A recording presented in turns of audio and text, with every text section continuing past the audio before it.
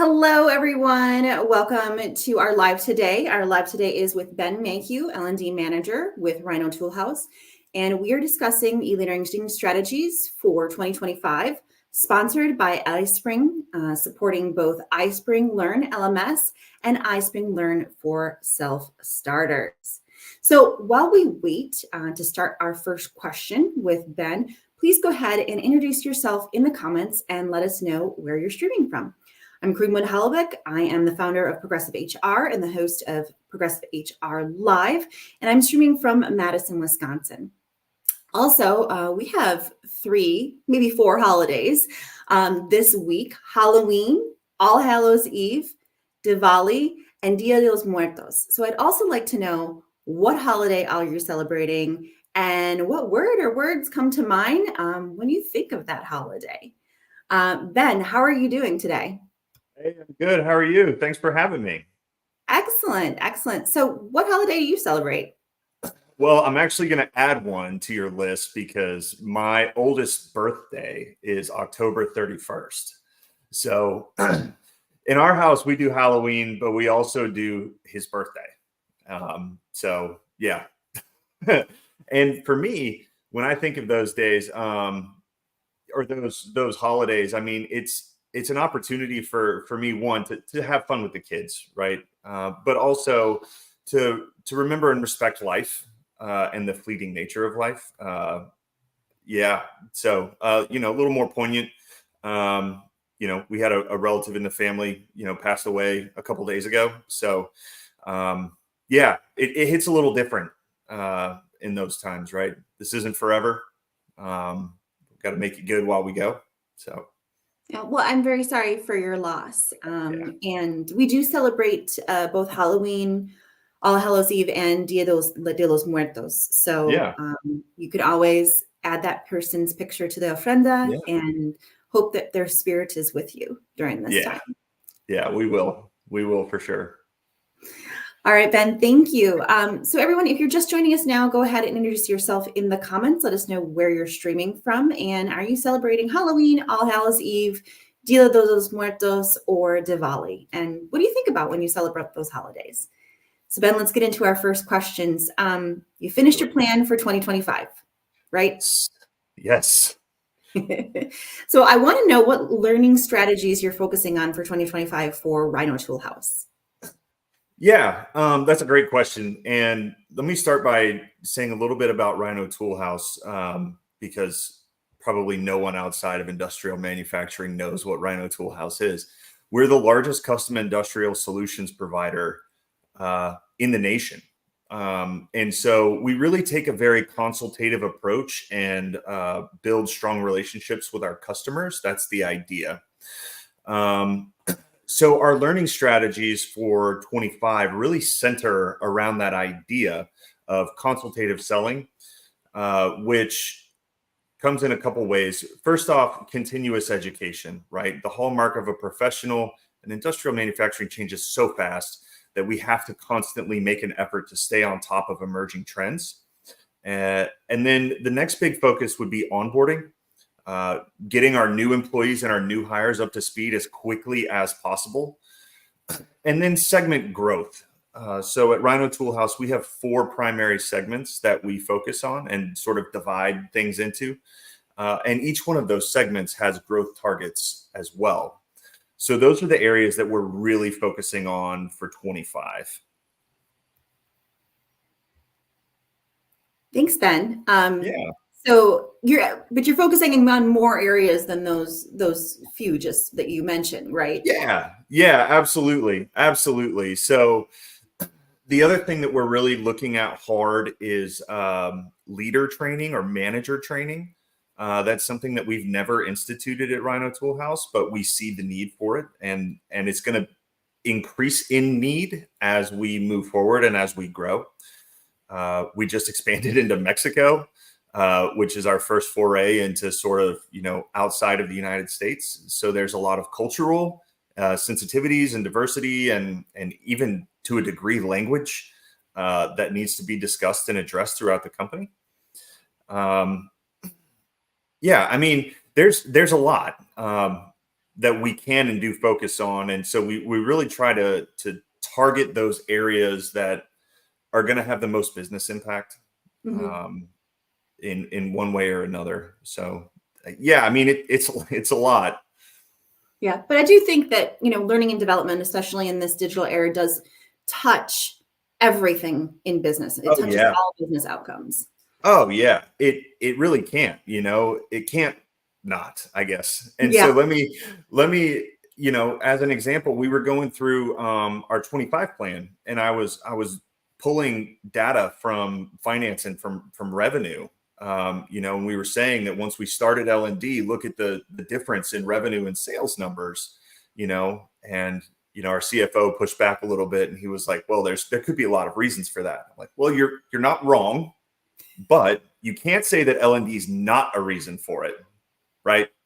So L&D has wide-ranging impacts throughout the organization.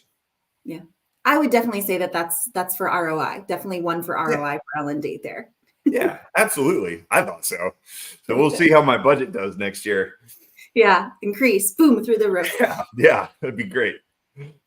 Thanks, Ben. Now, before we go to our second question, Sure. Let's see who is joining us from our audience. We had 400 people, over 400 people, about 425 people register that will be watching this live, either live joining us sometime during our time today or watching the replay. So a few people joining us right now: Carly Camacho from Charlotte, North Carolina. We have Vlad White from Milano, Italy. Buongiorno, Vlad. And John Edwards from Michigan. And this is Angelica Gonzalez. Howdy from Dallas. This year we're celebrating Dia de los Muertos. Excellent. So if you missed our icebreaker question, the question was, we've got a bunch of holidays this week: Halloween, All Hallows Eve, Diwali, and Dia de los Muertos. Which one are you celebrating? And what do you think of when you think of celebrating that holiday? What are the words that come to mind? So go ahead, and again, if you're just joining us, just introduce yourself in the comments. We're streaming e-learning strategies for 2025 with Ben Mayhew, L&D manager of Rhino Toolhouse, sponsored by iSpring Solutions, both supporting iSpring Learn LMS and iSpring Learn for self-starters. All right, Ben, here we go. Oh boy, let's do it. Second question. All right. You mentioned a lot about your sales team and how important driving sales and revenue is for Rhino Toolhouse. Your sales teams are driving these objectives and the growth. And so how are you leveraging your LMS, iSpring LMS, to elevate the team as industry experts and thought leaders? Yeah, I mean, that's really a great question. And it really is the crux of that's the secret sauce in L&D for Rhino Toolhouse. But really, industrial manufacturing is incredibly complex. And for those of you that may not know, I mean, there's a number I found on Google yesterday that says the average car has 10,000 fasteners in it. And that is something that we specialize in at Rhino Toolhouse, is fastening technologies. There's 10,000 of them, and they're all different kinds and shapes, and they do different things. And that's just one example of how complex this is. We're not even talking about moving things around. So really, it's a two-prong approach that we've tried to institute. One is our sales team has to be experts and highly competent in the things that we do. If they don't have that degree of competence and instill that in the customers, then the customers will go somewhere else. They will find something else. We have to add value to the conversation. One of the ways we do that is through competencies and expertise. The second thing that we look at is, how do we then, as a strategic resource internally to Rhino Toolhouse, start to look outside of Rhino Toolhouse and offer L&D as sort of a resource to our customers directly. So there's two sort of ways there. One is more of an individual approach, and the other is a little bit more of a corporate entity level approach. But both of those are aimed at making the Rhino Toolhouse brand and the Rhino Toolhouse logo represent expertise, competence, confidence, those kinds of things in the minds and eyes of our customers. So you said a two-prong approach, and I remember that when we were talking about this over rehearsal, I think you said, Yeah, "Isn't there?" Oh, no, what? There is not a third prong. I apologize. That is my mistake. So I was it's thinking all that there good. were two prongs. So I'm sure we could find a third prong if we Oh, really I'm want. sure we could. I'm sure we could. So, like myself, I've been using iSpring Learn for Self Starters, and I found a lot of uh, support and interest and flexibility between the catalog and the self study Yeah, or the knowledge base. yeah, What do you find are you using more with the sales team, the catalog or the self study knowledge base? yeah, yeah. No, I mean, iSpring. First, short answer: we use the catalog. Um, and there's a reason for that. The biggest reason right now that we have not really leveraged the knowledge base is because we have an internal database of sorts where we keep manuals and instructions and that kind of stuff, sales flyers. So a lot of that stuff lives internally on the Microsoft side. But the catalog I've made extensive use of because it allows the learners to go back in at a time and place of their choosing or as needed to really find something that they're looking for. And for example, the other day we had a sales engineer that was going to a customer visit, and one of the things that's really important to a lot of our customers right now is minimizing or reducing forklift traffic. Forklifts are incredibly dangerous and the cause of a lot of serious injuries in factories. And so removing or reducing forklifts is really important. We have several options to help customers reduce or remove forklifts from their facilities. And these learners were going back in and finding these specific things, robots and vehicles and things like that, in preparation for this customer meeting they were going to have. And I can see all of that as an admin for our iSpring, and it's really awesome to see that. And then to be able to tailor those things and find out which ones are actually getting used. You can really start to draw some business intelligence from it if you really start to peel back the onion. I like that. And audience, Yeah, we'll have a question later on in the conversation here about KPIs and data insights from Ben. Ben, I want to come back to the audience now. We've had a few more yeah, people yeah. answer our icebreaker question. And so we had Rocky, she said, Halloween for my son and the total opposite, Diwali for all of us. Want my son to have traditions and celebrations. I love that. I love Yep, that. yep. Thank you, Rocky. And also, John said Halloween is big at our home. Like Ben, our eldest birthday is on Halloween. So we have a DBI. I think that's what that says. Double. Double. There we go. Double the celebration. And it's all about the kids. Oh, thanks, everyone. Okay, so if you're just joining us now, go ahead and introduce yourself in the comments. We're talking about e-learning strategies for 2025, supported by iSpring Learn and iSpring Learn for Self-Starters. Going back to the question about catalog or Yeah. the knowledge base content, does anyone else at Rhino Tool House author content other than yourself? Yeah, I mean,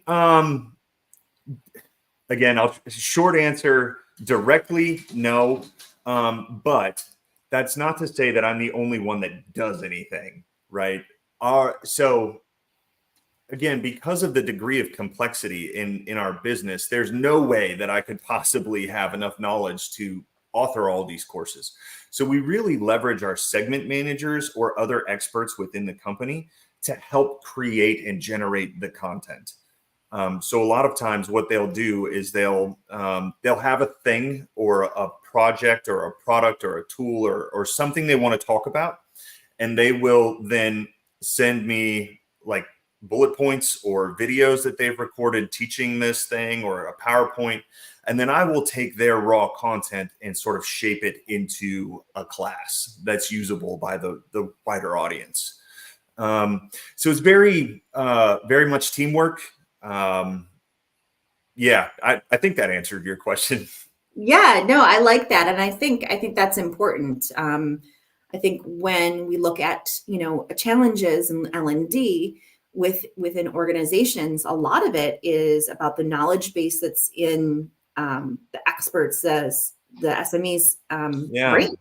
Yeah. Yeah, absolutely. Yeah. Intrinsic knowledge, sometimes called like group knowledge or tribal knowledge, things that are just known by the people that have been there for a long time. And those are the value of that information cannot be overstated. And trying to pull that information from people, finding them first, finding them, identifying them, and then trying to pull the information from them so that it can live on beyond them, right? And make the organization better. I think it's becoming easier in the digital age to sort of decentralize or democratize learning, where the value of the expert is never going to go away, but we can make more people better, right? The notion of a rising tide raises all ships, kind of idea. And that's an ongoing challenge. We have several people at Rhino Tool House that are going to be retiring in the next couple of months into the year, and they've been in the industry for 25, 30 years, like the relationships they have, the things they've seen, the things they understand. I mean, I've got to find a way to capture them before they're gone, right? It's a challenge. Do you think that with all of the features that iSpring Learn has for its content authors, do you think the interactive elements help people kind of relax, think calmly and kind of are not necessarily apprehensive about transferring their knowledge? Yeah, I think so. The thing outside of L&D professionals is a lot of people I found are very intimidated by the idea of you're going to do this thing and we're going to share it with everybody. But I think exactly what you said, a lot of the cloud sharing and co-authoring tools that iSpring offers really makes it very approachable for a lot of these people, especially, I mean, a lot of them are salespeople, sales engineers. They love to talk. So just record yourself. Just here's a few things, talk about it, and I'll do the rest. Right. I like that. It's good. And again, the democratization of some of these tools is really helping to level that bubble in a lot of ways. Yeah, I think that's a big trend for 2025. I mean, it's been a trend going into 2024, Sure. and I think it's going to carry into 2025. So here's another question for you. And I know Rhino Toolhouse is very prolific in mergers and acquisitions. Yeah. So how is your team integrating your company's new acquisitions and fostering this unified company culture through L&D as a vehicle? And what insights have you garnered last or this year that is going to inform more of your strategy for 2025 and beyond? Yeah, I mean, that's a big one. And I say that because it is Rhino Toolhouse in itself was formed through a merger of the two largest industrial solutions provider at the time, Rhino Assembly and the Toolhouse. Rhino Toolhouse, very creative. And it's sort of one of the things that we've been doing a lot as we expand across the country, but we haven't quite cracked the code on it in terms of from a cultural perspective, right? From integrating people's systems, that kind of stuff. So, but one of the things that I really think that we've learned in 24 is that the people that are joining the team, the companies and the organizations that are joining the team, they are rich with their own culture. And they have so much that they can offer and bring into ours if we allow that to occur. And I'm not saying that we should change our identity to match, everybody that we bring in. But what I'm saying is that they are stakeholders and they have to be treated as stakeholders. From a cultural perspective, obviously systems and payroll and HR, HRMs and all that kind of stuff. I mean, that's important, but a lot of the times in this industry, the mergers and acquisitions that we do, these other businesses have been around for decades, Mhm. and you know they have to be respected in a lot of ways. And I think that's one of the things that we've struggled a little bit to accomplish at Rhino Toolhouse is really streamlining that. And so we've tried with L&D a little bit to, this is Rhino Toolhouse, this is what we're about, this is what we do, this is how we do it, and really pushing our culture forward. But I think the biggest lesson learned in 24 was that we've never really intentionally tried to bring elements of their culture into ours and give them the sort of the credence they deserve. So yeah, M&A that's a tough world, and it's always going to be difficult. But we can do better. I know we can do better. I like that. I like what you said about everyone that comes in has a stakeholder in the company, and they really inform how they're informing the way that culture is created. Yeah. So, audience, I have a question for you. We're talking about learning and development today, and e-learning, specifically e-learning strategies for 2025. What LMS or what platform are you currently using for learning and development, or what platforms have you used? I know myself, I've had experience with Cornerstone, Biz Library, iSpring, and then when I worked at Wrigley's, we just did everything on like an Excel spreadsheet. So back in the early 2000s. I mean, so audience, go ahead and add those to the comments. Let me know, what LMS are you currently using, or what are you using currently for L&D? You wanted to say something, Ben? Right? Blackboard isn't. Blackboard. I mean that's an academic one mostly, I think, but there's a lot of us that are probably familiar with Blackboard. That's a learning management software. My daughter is using something called Class Dojo, and I thought that's kind of cool. I've heard of that one. Yeah. It's interesting. There's so many different platforms out there that have their own flavor. Mm-hmm. I've had some experience with, of course, Blackboard, iSpring. We were using iSpring at Rhino Toolhouse before I joined the L&D team. But over the journey, I've had experiences with others. And I think one of the things that I found most interesting about iSpring is not just the iSpring as an LMS platform, but also iSpring as a content creation platform. Mm-hmm. Because it can be a challenge to create that content, make it engaging and dynamic and fun, and also accomplish a learning objective, right? I mean, if we just want to have fun, we can go to social media or YouTube or something, right? But if we want to drive a learning objective, well, that to me distinguishes an LMS from just a general content creation platform.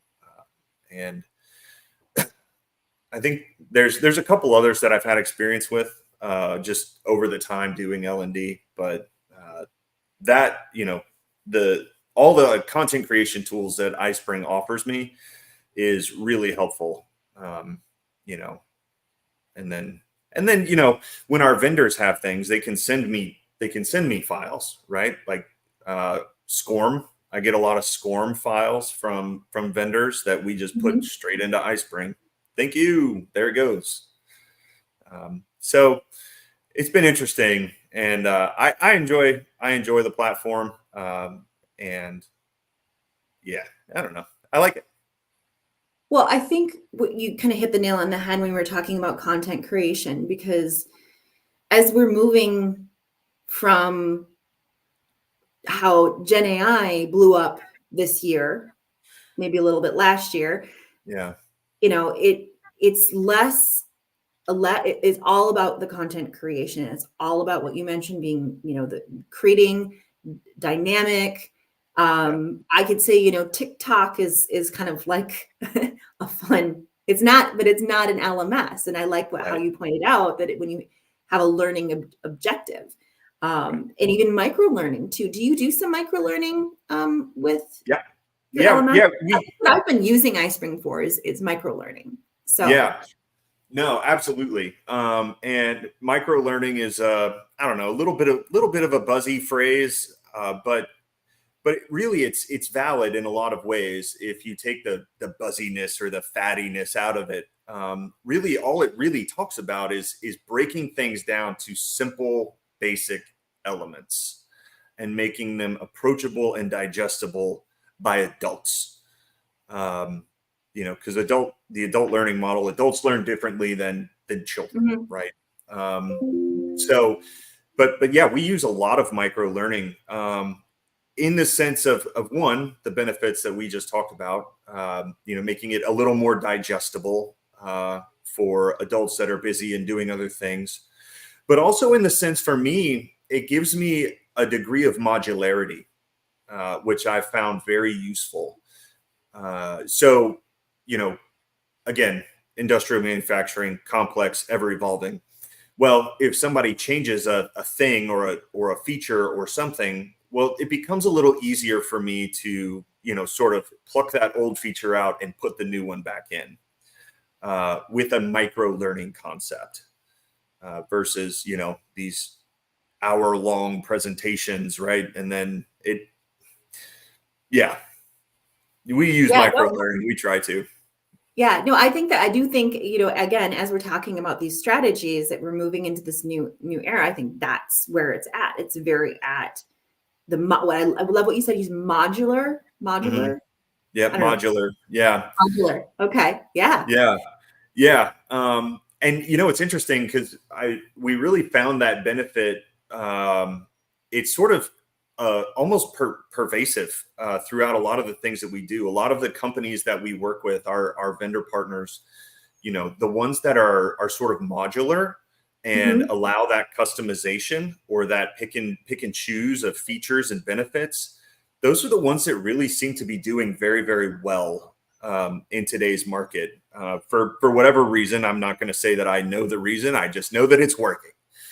And so you take that same idea, right, where you can have a feature or a benefit or a certain thing that you want or want to know about, and then you can put that on, and then something else from over here, and you can put that on. And at the end of the day, you have a completely customized solution built on standard parts. I like that. Yeah. We've had a few audience members join us, and then also we had some answers to the question. So John uses iSpring, and this is Angelica Gonzalez uses Cornerstone, and Odette Garcia Ballas, a recent of Mineral and Absorb. So I haven't heard of Absorb, but I have heard of Mineral. That's Okay. interesting. And then Jasmeet's joining us from India. Join late, guys. The energy here is that of an intense learning. Love that, Jasmeet. Thank you. Thank you. So we're just talking about that modular customization Hmm. strategies, where we're going from 2020 to 25 and beyond. And we're going to talk about, again, flowing that question into personalized learning. Yeah. And is your L&D data and analytics capabilities helping your team? How is your L&D data and analytics helping your team personalize learning paths for their employees? Yeah. That's a great question. And I think it, the amount of data that you can pull from, well, in my case, that I can pull from iSpring, and I can see, I can see how long certain people spent on certain things. I can see what answers they got to certain questions. Um, it really gives me and their managers the ability to dive real deep into some of the things that they might be struggling with. It gives us an ability to understand how they're performing or what they may need to understand better. It also, beyond that, it tells me, like we talked about a little at the beginning, some of the business intelligence, right? A lot of my salespeople are watching, this specific thing about collaborative robots. And okay, all right, that's a good thing. Maybe we need to do some more there. Or people were struggling with this notion of overhead gantry systems. Okay, all right. So it gives us the ability to personalize and target down to the individual, which is really hugely impactful. The catalog does that too, right? Sort of self-directed. You can, go in and learn about what you want to or need to learn about. Um, but then it also gives us the ability to look. So our company is divided into now 9 regions, including Mexico, and every region has its own specific flavor, largely driven by the customer base. So I'm actually streaming from Portland, Oregon. Mhm. Before I moved here, I was in Louisville, Kentucky, and I worked in the Ohio Valley, which is the customer base there for us is driven almost exclusively on Asian automotive and their tiers, right? The people that support them, the Toyotas and Hondas and those kinds of people, huge customers of ours in the Ohio Valley. But if you go out towards the Midwest, it's a lot more agricultural or recreational type vehicles. So Mercury Marine and John Deere, Caterpillar, Komatsu, those kinds of people. And they all approach manufacturing differently, and they all have their own unique needs.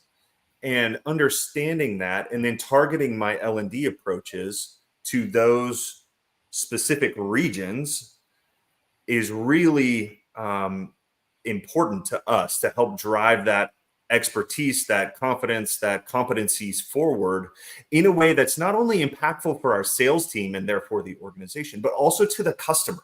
Because at the Mhm. end of the day, that's what it's about. It's about being an expert and competent for the customer to help them with their issues. And so yeah, there's a lot of data you can pull from iSpring or LMS platforms in general that I think really make it very impactful if you can dig deep enough into the data. I like that. And so you had a question for our audience. Yeah, I Yeah, did. we can go ahead and Yeah, ask. sure. Yeah, I'm really just curious what sorts of challenges the audience members are finding in their L&D strategies or just in their LMSs in general. Um, what is keeping them up at night? What's hard? That kind of stuff. I have a feeling there's probably some we can all wrap our hands around each other and really feel some of that pain. But I know what I go through. I just want to Mhm. know what they go through. Well, I'll answer. So, Sure.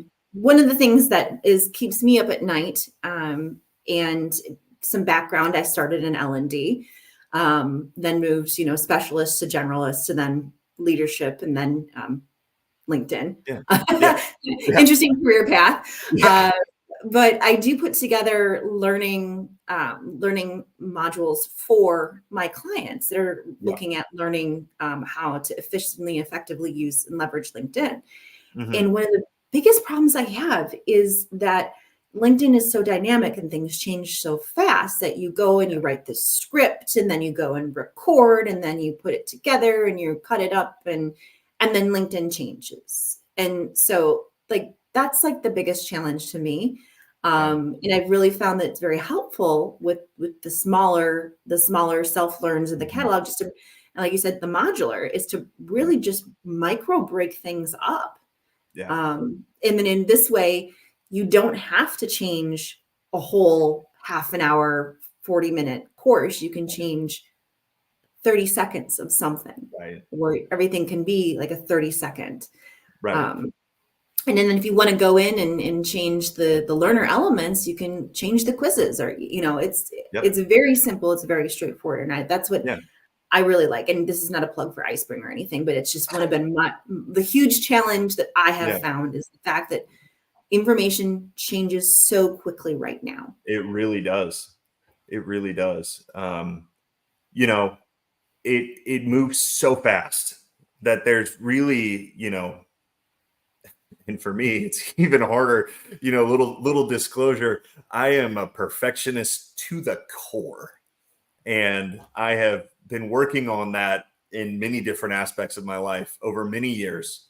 Um, you know, but not letting good be the enemy of great, because that's exactly what would happen to me. I would spend weeks putting this thing together to make it perfect. And before I could publish it, something changed, and I felt like I almost had to start over. Um, but now really trying to embrace that modular sort of micro learning concepts, not just for the learners, it's also for me, selfishly a little bit, So yeah, that is a challenge for sure. Because if we're putting outdated information into the world, then what are we doing, really? You Yeah. know? Which you can see this huge shift in content right now, where content is really moving toward either evergreen or just Mhm. really quickly, like not Right, perfected right, content, right. because it changes so fast. And I was thinking the other day about AI and Oh how yeah. many people are saying you can tell the content is AI written because it's too perfect. And so I say, as a content creator, I'm just going to start making mistakes all over the place so they know that it's not AI generated And content. eventually, if we stay strong on this, then eventually the AI will catch all of our mistakes, and maybe it'll start making mistakes of its own, and we can go back to being perfect. Yeah. So, Oh, AI. well, I mean, that's an interesting, topic, especially in L&D, but really in like everywhere right now Mhm. is generative AI, and I'm very confident that a lot of learning and development professionals are using it, and there are great things that you could use it for, right? Some of those evergreen type things you were talking about, Mhm. probably great for generative AI. Things like negotiations, or how to run a meeting, or some of that kind of stuff. Um, can be great for generative AI. Um, the challenge that I have in industrial manufacturing space is that a lot of the things we do are so specific, Mhm.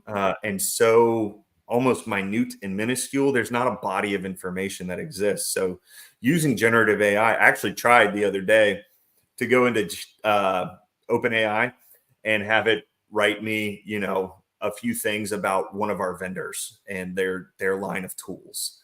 And it came back and told me there wasn't enough information. It couldn't do it. I'm like, oh, okay, well, that's helpful. Yeah. Um, but it does have a place, right? I'm not going to say it doesn't, because it does. And there are certain aspects in our company that are using generative AI for various things, and it can make you more productive and efficient. Um, but but I'll put an asterisk on it, because exactly what you said, Kareen. Yeah. And I love this comment from Odette.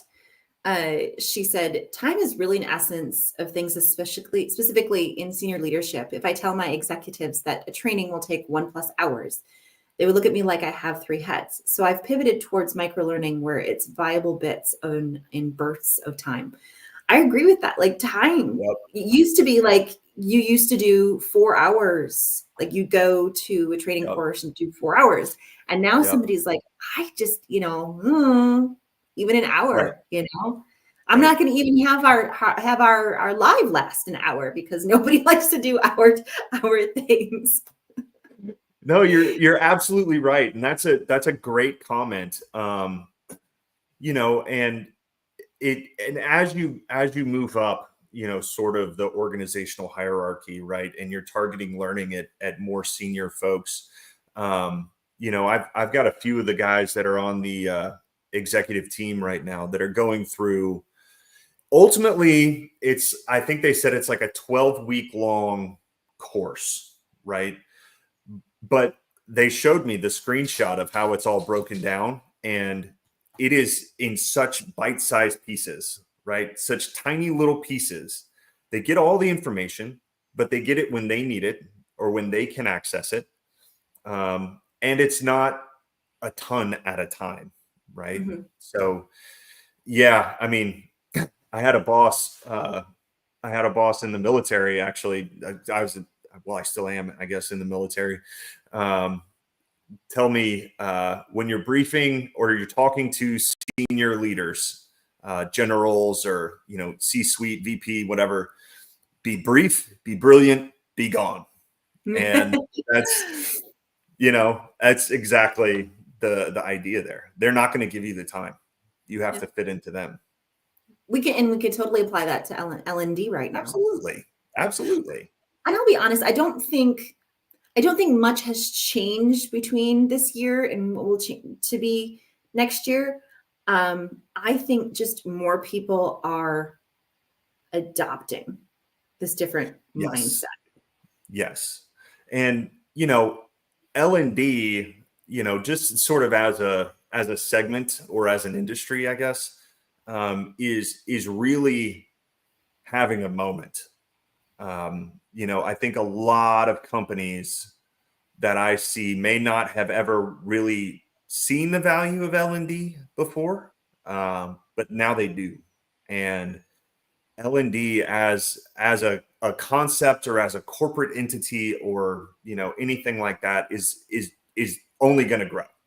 And we as L&D practitioners, I think the biggest thing for 25, we have to find a way to keep L&D relevant, and show the value of L&D to the broader organization. And that can be a challenge. I really still don't think that we as L&D have a really good way to measure our impact on the organization. You know, so I was talking to actually our COO and our CFO the other day, and I was saying, like, guys, look at the revenue shift since we started L&D. Look at the retention shift since we started L&D. And they're like, devil's advocate, we could put a mark on the wall and say we did all these other things. I'm like, but yes, but L&D was a part of it. L&D is a part of it. You can't say that it's not. And so I guess that's one of the things that I'm also looking forward to in 25 is really trying to narrow in and focus in on how do we as an organization or as L&D measure our impact on the organization. And in a sales perspective, it's kind of easier because I can just say, well, you sold more, you sold less, right? I mean, it's relatively straightforward. But when you start talking about things like retention or manager efficacy, and some of these more qualitative type concepts, it gets very challenging to gauge and to judge L&D's impact. So I don't know. That would be one of the things that keeps me up at night. To that point, Yeah. what are the KPIs that you're using to benchmark learning effectiveness and ensure alignment with business objectives? Yeah. So we talked a lot about these because I think we had Mhm. like five of them. Yeah. And I thought they were pretty innovative. Yeah. So one of the first ones and the biggest one, because for Rhino Toolhouse, learning and development still lives in our hierarchy under the sales silo. We have not gone up, and so we don't touch all areas of the organization directly yet. But since we are focused on sales, it makes it a little bit easier to find them. So one of them, the first one, obviously revenue growth. But it's not just, to me, revenue growth, because there are 100 different ways to add to the top line. And what I'm looking at specifically is all of the salespeople that were with us in 23 and how they're performing in 24 versus 23. Mhm. And I'm using actually the median. So median sales. That's one big metric for me. The next one is specifically, again, in sales, is how long does it take a new sales engineer that we recently hired to reach X dollars in sales? And so for us, we've set that number. I think it's at 1.5 million in sales revenue attributed to them. How long does it take? So that's another big one for me. We also are looking at segment, like we talked about in the beginning, segment growth or segment sales. And in that specifically, we're looking at rate of adoption. So I have a lot of sales, I won't say a lot, I have several sales engineers that are very good at things like software and robots and automated vehicles, things like that. They're very good at it, but there's only a few of them. So how do we take their success and get it to everybody else and then get everybody else to have success there too? That's another one that I'm looking at. New customers, right? I mean, that's another one that I sort of will take partial credit for because if we can help sales engineers get comfortable and access to more contacts throughout a facility, then I'm kind of doing my job. Obviously, for us, even still, marketing shares the vast majority of that load. And they've been doing incredible work. The last one that's really important to me in terms of KPI is helping the strugglers. Mm-hmm. So not all salespeople are great. Just like not all managers are great and not all learning and development people are great, right? We all have people in our area that struggle. But one of my core beliefs is that nobody shows up to work every day and wants to be mediocre or wants to fail, Mm-hmm. right? I choose to believe that. And so how do we help those people that may be falling behind? How do we help them achieve success? And we've got a couple anecdotes so far that I'm pretty excited about. But if we get a chance to talk at the end of 25, then I think we'll have a lot more information on how we've helped pull some people back from the edge or been able to retain or improve their numbers or all those kinds of things and kind of how we did it. So those are the ones I'm really looking at big. I've told some clients this is that all you need to have is you need to have one person or one customer say that one salesperson or one customer say that really helped. Like the salesperson say the training course that I took from the catalog really helped. And then the customer say, wow, that person sure does know robotics. And the reason that we close the sale with them is because of their knowledge of robotics. There's your ROI. You just need one person to say that it was effective. Yep. Yeah. And that's really, I think, something critical for L&D managers or L&D practitioners to keep in mind is that, a lot of the feedback that you're going to get, it's just like anything, right? People are super motivated to write a bad Google review, right? You already motivated them with bad service, but it's harder to get people to write a good review. So I guess what I would say is solicit the feedback, ask the questions. You need to dig and find out because they're the one, they're your customer. At the end of the day, if they're not satisfied, if your learning and development program is not helping the end user or your customer or your manager or whoever it is that you're targeting, then it's not working. But you have to, a lot of times, go pull that information out of them. So I would just encourage people to not be afraid to go ask the question. And to do it personally. That's the only way. I think doing it personally is worth something too, not just sending a email survey. we're done. No more emails, please. And before you do it, go take your own course on receiving feedback. And there you go. Yeah. We've got a comment from Odette, and this is in response to KPIs, I believe. Why is it? It says, I've applied a process before where employees get promoted to leaders only when they pass the training. At their 90 days, we do a leadership satisfaction survey and then another one at the end of the year after we've continued to grow that leader through whatever LMS we're used. I like that. I do. I do. Thanks, Odette. Yeah, no, that's a good one. I would also say that 360 feedback is something that people are very, I don't know, it seems like the lower you go in the organizational chart, the more adoption you're going to get for 360 feedback. The higher you go in the org chart, it seems like there's a little more resistance to 360 feedback. But that's a great idea. And if you're getting feedback from 360, that can be a great metric to show that it's working. It's teaching them the things we need them to know. They're being effective when they get there. Those kinds of things. That's great. Excellent.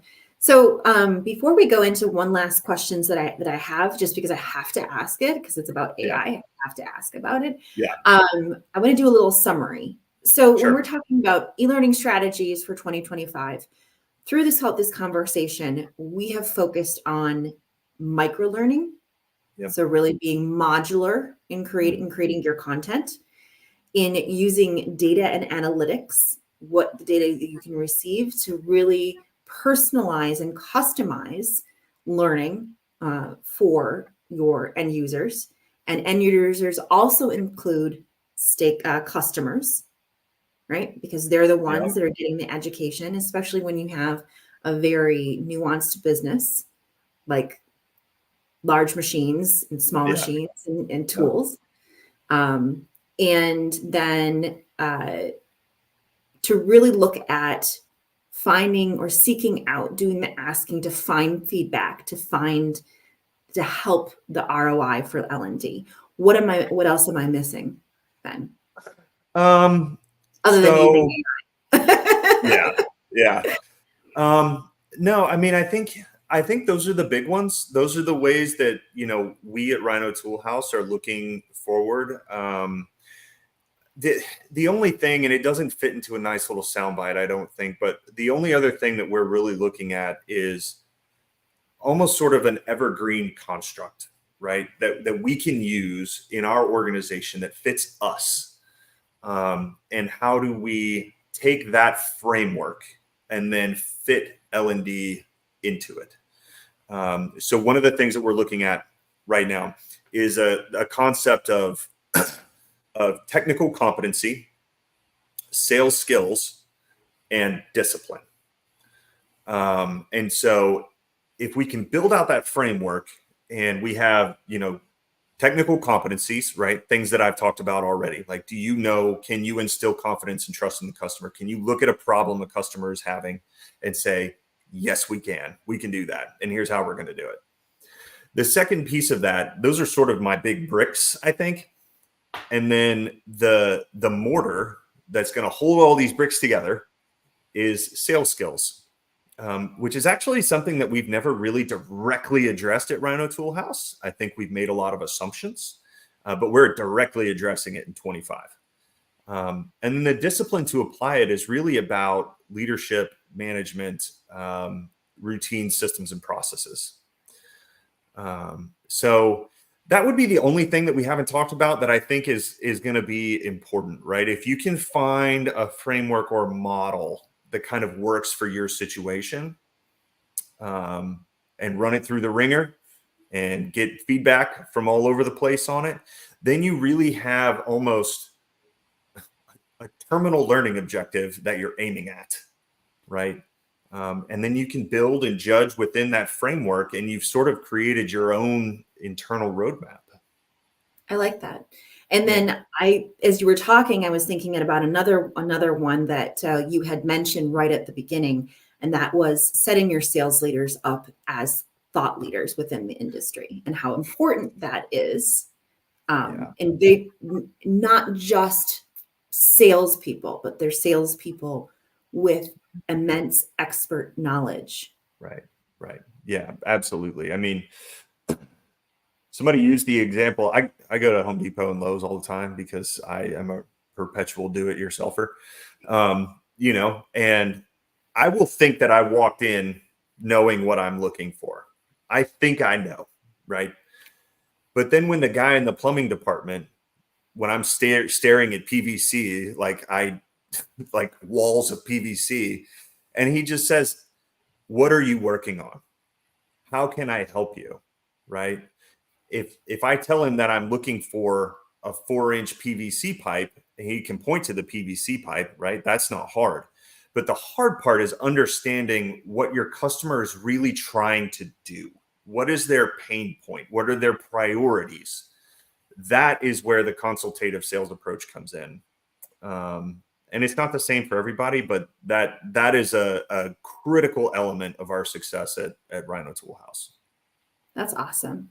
Yeah. So before I get into the question, because I promised everybody this was going to end within the hour, so I'm kind of trying to speed it up here. Before I get into the question for AI, audience, iSpring Solutions is sponsoring this live, and they would like to give you a 30-day free trial of both iSpring Learn Self Starter and iSpring Learn LMS. And so Vlad White from iSpring is going to go ahead and drop those links to those trials in the comments now. So I would say iSpring Learn for self-starters is more for smaller businesses, someone that for an L&D manager or an L&D leader that just really wants to get everything up and ready in one day.